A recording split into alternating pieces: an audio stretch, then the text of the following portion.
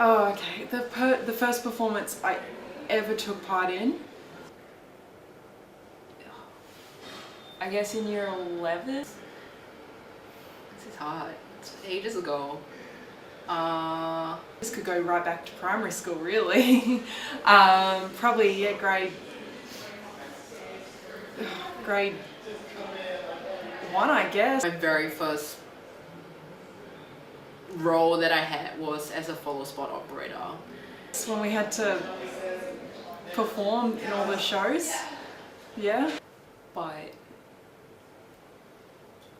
my dad had been doing tech work for a lot of his life when we were still at, because we used to be part of Hillsong, and he used to be the head of the tech team. So we used to be a part of that, and I used to go and sit on his lap and watch him do everything he did.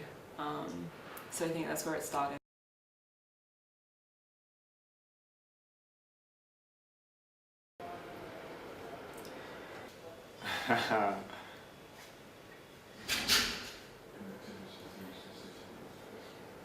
I would say my proudest moment at QUT thus far would probably have to be... That was breaking the code this year.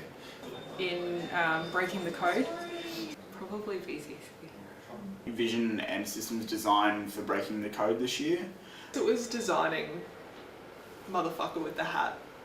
vision designing last year for Showcase. Calling dance grad last year, I was really proud of that. Being an operator, I guess, and mixing live sound. When I did P1 and new moves last year, because I'm not a lighting person, and I pulled off head Lexing pretty well in my opinion. When I was the deputy stage manager, during the performances I would call follow spot cues at the perfect time. I've never called dance before, and so I found that quite challenging to start with because it's very different to calling theatre. But I was really proud of it, and I felt like really creatively fulfilled by it. If you do a good job at calling a dance show, it's almost as if you're one of the dancers yourself. Sarah had to walk on stage just at the end of the play, and I would preempt it so perfectly that just as she stepped on, the light came up. If you call a lighting cue at exactly the right time and that light moves and it picks up a dancer as they, you know, do something, it's just... Oh, it was great. Yeah, and every time I'd be like, yes. I was just really happy and fulfilled by that moment, and I was really proud at how quickly I picked up the ability to be able to do that. I've spent 3 years at QUT thus far working in technical and managerial roles. This is our last chance at QUT to do something great. Having the opportunity to design something and see something come to life on stage and develop was great. We just want to go to town. So, and that's what we did. We were able to get a hold of some excellent resources. We were, you know, first time designing a liner APA system for the room, you know, designing how high to hang it, how to display it, how to equalize it, all that kind of stuff. Night after night and after night, and making sure that the audiences are getting just as good a show as what they got on opening night, if not better. First dress rehearsal, when we just listened, got to sit back and listen, I was like, oh man, this sounds really good. And I guess that was probably a moment this year where I was like, that is something that I'm really happy that we got the opportunity to do, and skills that we got to develop. As much as it was a pain in the arse and having the revolve break on us so many times, I think that was probably one of the moments on opening night when, as much as we had our issues, it didn't go horribly wrong, and it didn't stop, and it kind of happened. I think that's it. Knowing that everybody kind of put in their effort and everybody was all worried about that one thing. As much as I couldn't help that it broke, I was in control of it at that moment. So I think that's probably where I felt most proud. That production really birthed an interest in PA system design and designing systems for room and the whole process that's behind that is something that I think I've fallen in love with since engaging with that for Breaking the Code. I went in with the mindset of this is not gonna work, and then when it worked, I'm like, hey, I'm actually capable of making something look great. That show was so hard, and the season itself was so challenging that getting to the end of that and finally pulling it off and getting to see the vision at the end, which was such a struggle, and getting to see the arted set wall at the end, which was also such a struggle, just getting it all there and being like, it's here and I've done it and I did that and it looks great. Yeah.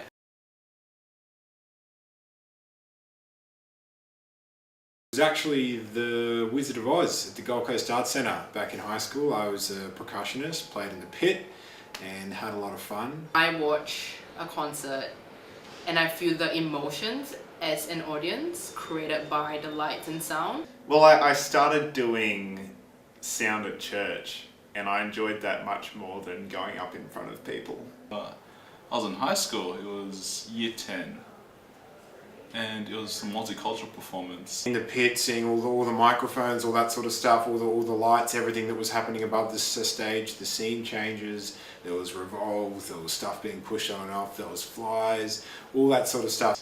And for some reason they decided to make me the sound operator, and they gave me this big analog board.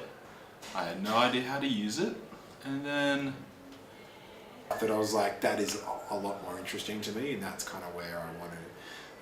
That's kind of where I want to be.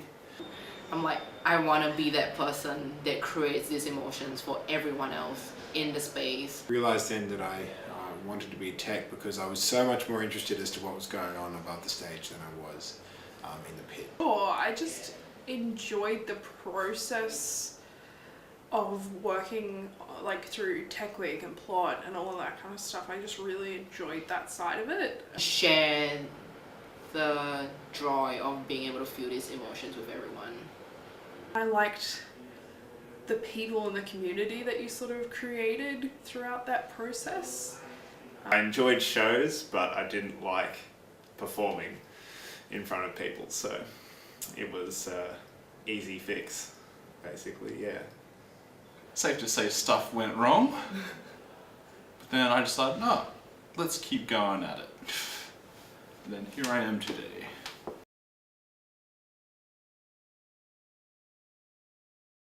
There's something about live performance that you don't find in pre-recorded stuff.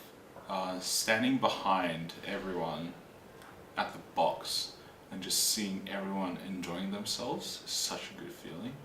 The storytelling side of theatre and I guess any performance form is that everyone has a part to play and that they get to put their own little spin on it.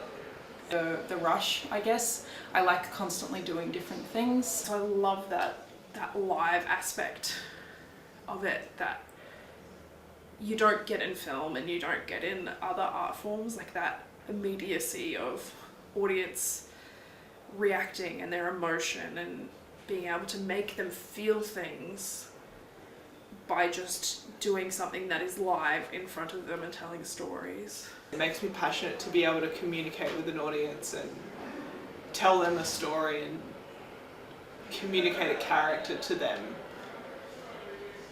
no matter how little that part may be. At the end of the show, when I hear the applause from someone, it gives me the shivers and like the goosebumps. And I think that just keeps pushing me forward. It's just, wow. People are actually enjoying themselves. It's just, I had a part to play in that. It's fun, it's thrilling, it's always different. You get to see spectacular stuff happen in spaces and watch people enjoy it as well. Yeah. the thing that really drew me into sound was, yeah, in high school, at my old school, walked into assembly for the first time, looked right, and there was this big sound desk and all the techs there, and there was a band up on stage, and even that immediately I was just drawn into, I want to know how to do that. It feels more genuine because you know it hasn't been edited in any way. It's as it is in front of you, and it's also something that you experience in the moment, which you can't really get with pre-recorded stuff. I just keep coming back to it. It just gives me the rush. It's fun. And just the art that you create and seeing people enjoy it. Odd at times, but everybody has that end goal of like, yeah, we need to make something, we need to make it great, and having that community and people around you, like, it's impossible to describe, but I love that. I love the people. Yeah.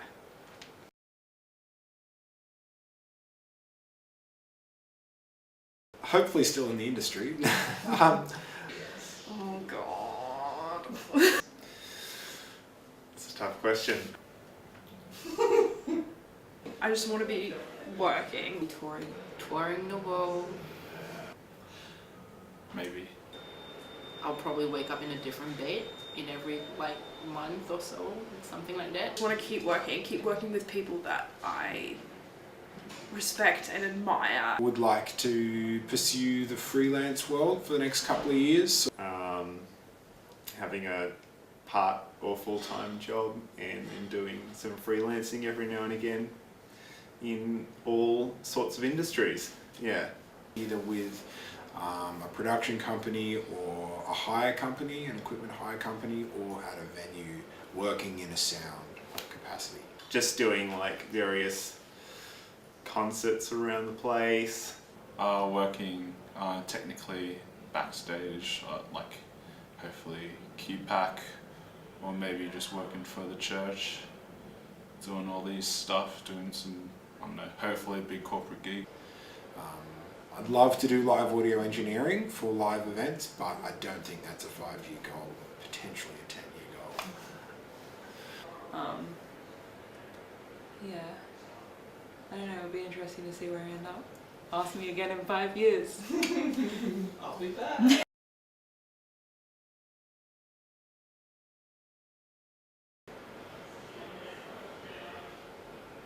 Probably this. Costume class and visual theatre. Sound designing. Having to design costumes and like the textures and the colours and all that kind of stuff was probably something I never thought I would do at QUT. Sound designing. Composing music. Never thought of that. Something I never thought I would want to do at QUT. Oh man, you've got me here. Something I never thought I'd be doing. Be in a situation where I felt so confident and so knowledgeable about the task that I'm doing, I think.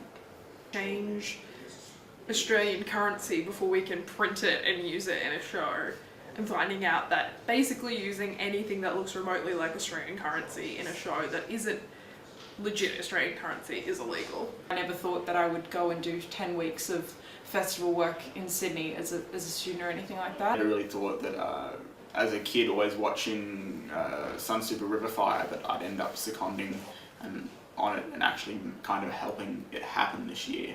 So that's kind of something I never saw happening. Let's go.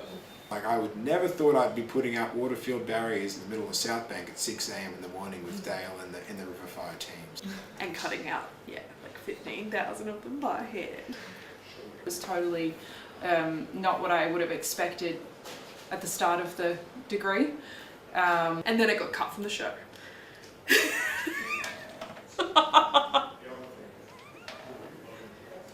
I never thought I would be working with the people that we're working with now in terms of our cohort, and I never thought we would have this closer bond with the people that we do in our cohort. I thought uni was very much segmented. This degree has given me multiple moments where I felt like that, so That one, cutting out $15,100 notes by hand and then them getting cut from the show. And I would want to do it again. Fair enough. And some of those things have, you know, birthed creative interests in things that I would like to do next year, and some of them I'm happy to never look at again. No.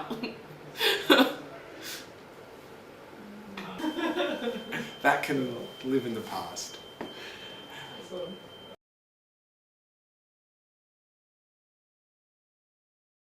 I've had fun over those last 4 years, and hopefully I can keep going at it. Probably one other, I guess, great experience was our production arts project that we got to work on with myself, Dale and Liam. That was another one of those moments, I guess, where there was a lot of time put into developing the show. Well, I think me getting to this point in the degree and all the work I've did in the last 3 years wasn't something I expected myself to be putting this much effort and dedication in the course. This course is really hard, but I'm really glad that I did it because I've never felt prouder of myself, and I may not ever feel prouder again than I'm going to feel knowing that I've accomplished what I've accomplished. I guess getting to opening night, and it was just great to be really proud of what we'd done together as a team, and to have the show go really well, have really positive feedback. If I could do it, everyone else can do it. And if I have confidence in myself as an international student, I'm sure like everyone else will be able to just have that bit of confidence in themselves in just doing what they like and what they want in the future. And so I guess that's what I'm really passionate about in the future, is creating shows that align with the things that I value and the things that I want to share with people. This industry, as challenging as it is, can instill you with a lot of confidence and a lot of passion, and I think that the passion of those around you is very inspiring, and it pushes you forward, and it pushes you to do well for them,